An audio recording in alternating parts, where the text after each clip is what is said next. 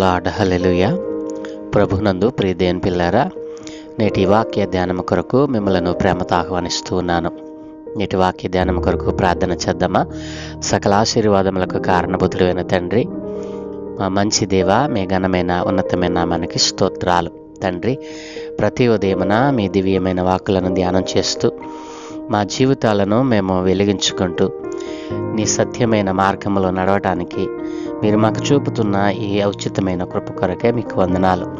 ఈరోజు కీర్తన 13వ అధ్యాయాన్ని ధ్యానం చేపుతూ ఉండగా ఆ కీర్తన భాగముల నుండి కొన్ని ఆత్మీయ పాఠాలు మీరే మాకు బోధించి నేర్పించమని యేసయ్య నామమున అడుగుచున్నాను తండ్రి, ఆమెన్.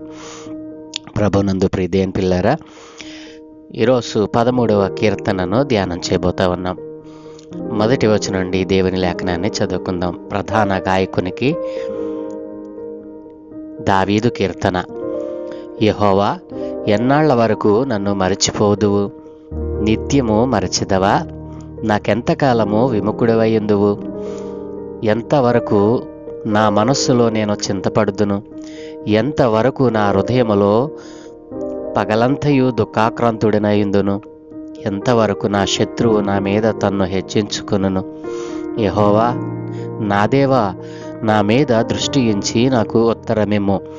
నేను మరణ నిద్ర నొందకుండాను, వాని గెలిచి తినని నా శత్రువు చెప్పుకొనకుండాను, నేను తూలిపోయి ఉండగా నా విరోధులు హర్షింపకుండాను నా కన్నులకు వెలుగిమ్ము.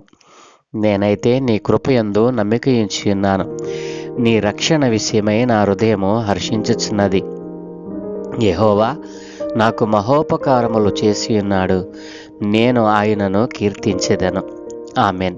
ప్రభునందు ప్రియ దేవుని పిల్లారా, ఈ మొదటి వచనం నుండి ఈ 13వ కీర్తనను మనం ధ్యానం చేస్తే ఎన్నాళ్ళ వరకు, ఎంతవరకు అనేటువంటి మాటలు మరి ఇక్కడ మనకు కనపడతా ఉన్నాయి. 4-5 సార్లు ఈ మాటలు మనకు కనపడతా ఉన్నాయి.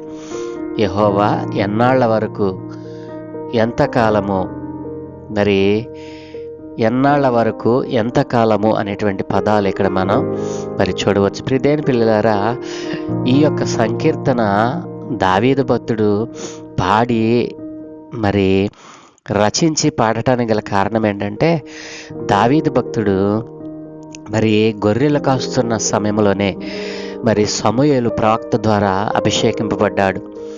దావీదు చిన్నవాడుగా ఉన్నప్పుడే, గొర్రెల మందను కాస్తూ ఉన్నప్పుడే మరి ఆయనను దేవుడు అభిషేకించాడు. ఇశ్రాయేలుకు రాజుగా మరి అభిషేకింపబడినటువంటి వ్యక్తి. అయితే అభిషేకింపబడిన తరువాత 10 సంవత్సరాలకు పైగా దావీదుకు నెమ్మది లేకుండా పోయింది. ఎందుచేతనంటే సౌలు రాజు భయము చేత. సౌలు రాజు 10 సంవత్సరాలు దావీదును మరి తరిమాడు. ఆ తరిమిన కాలంలో దావీదు కొండలలోనూ మరి గుహలలోనూ తలదాచుకుంటూ సౌలు రాజుకు చిక్కకుండా తప్పించుకుంటున్నటువంటి దినాలు. ఆ దినాలలో మరి ఈ సంకీర్తన మరి దావీదు రాసినట్లుగా మనం చూడవచ్చును. ఎన్నాళ్ల వరకు నన్ను మరిచిపోతావయ్యా? నిత్యము మరుస్తావా? నాకెంతకాలము నీవు విముఖుడమై ఉంటావు? ఎంతవరకు నా మనసులో నేను చింతపడతాను? ఎంతవరకు నా హృదయములో పగలంతయు దుఃఖాక్రాంతుడనై ఉంటాను? ఎంతవరకు నా శత్రువు నా మీద తను హెచ్చించుకును అని కీర్తనకారుడు తన యొక్క ఆవేదనను మరి దేవునితో చెప్పుకుంటా ఉన్నాడు. ప్రియదేవుని పిల్లరా, దావీదుకు ఏ విషయం నచ్చదంటే, శత్రువైన వాడు తన మీద తాను హెచ్చించుకోవటం దావీదుకి ఇష్టం ఉండదు. ఎందుకంటే శత్రు భయం లేకుండా మరి అనేక రాజ్యాలను జయించినటువంటి వ్యక్తి, అంతటి గొప్ప మహారాజు, మరి దేవుని చేత అభిషేకింపబడినటువంటి వ్యక్తి ఈ రోజున మరి అడవులలోను కొండ గుహల్లోనూ దాక్కుంటూ జీవనం సాగిస్తున్నటువంటి దినాలు.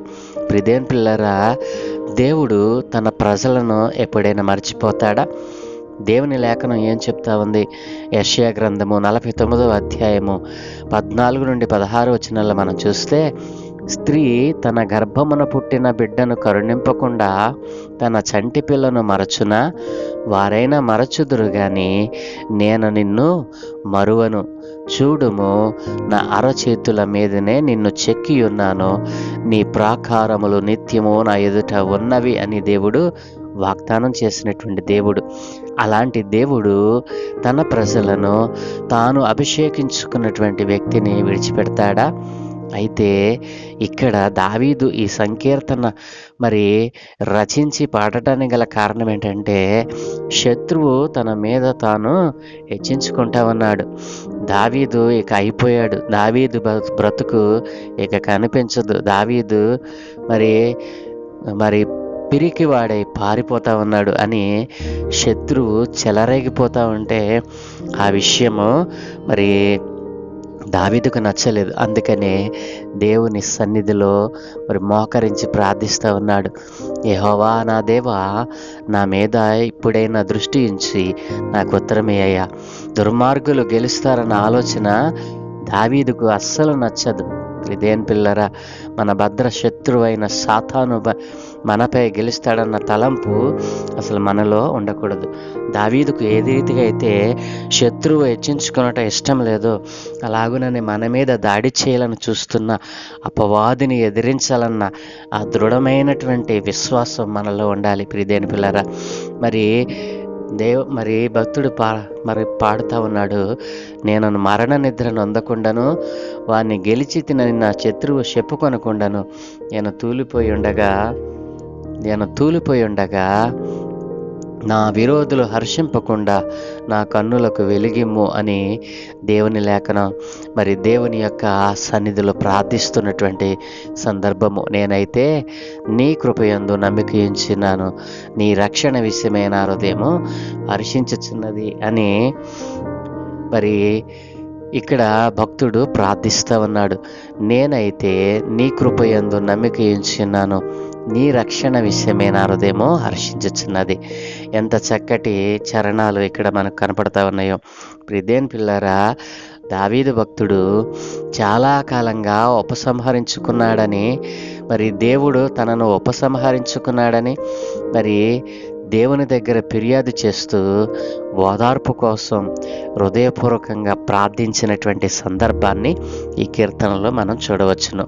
ప్రియదేని పిల్లరా, కొన్ని సమయాల్లో నీవు కూడా ఈ రీతిగా దేవుడు నన్ను విడిచిపెట్టేశాడు, దేవుడు నన్ను జ్ఞాపకం చేసుకుంటలేదు అని అనేక మార్లు అని ఉండవచ్చు. దేవుడు యెషయా గ్రంథం 49లో చెప్పినట్లుగా ఆయన విడిచిపెట్టేవాడా? నీ తల్లి అయినా నీ తండ్రి అయినా విడిచిపెడతాడేమో, నేనైతే నిన్ను విడిచిపెట్టే దేవుడను కాదు అని వాగ్దానం చేసిన దేవుడు. ఎందుకు చిన్న సమస్య వచ్చిందని, కొద్దిపాటి ఎడబాటు కలిగిందని నీవెందుకు దుఃఖిస్తూ ఉన్నావు? ఎందుకు రోధిస్తూ ఉన్నావు? నీ దేవుడు సర్వశక్తి కలిగిన దేవుడు.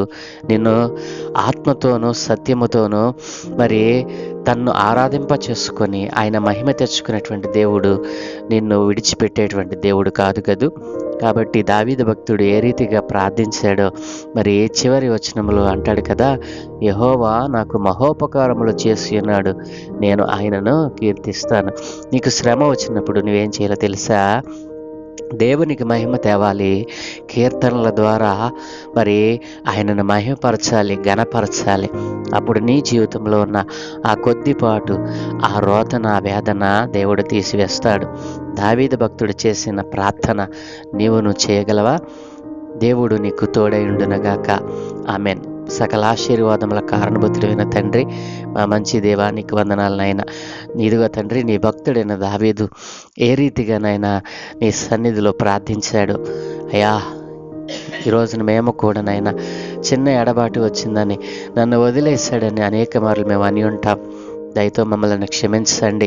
మీ ఆత్మతో మమ్మల్ని నింపండి, మీ శక్తితో నింపండి.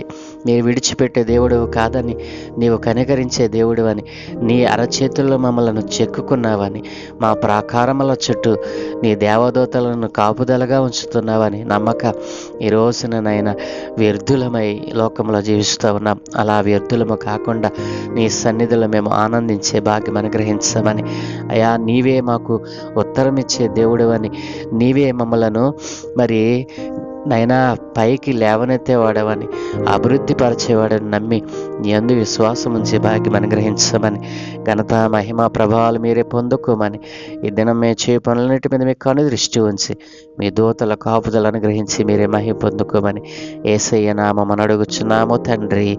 Amen, amen, amen.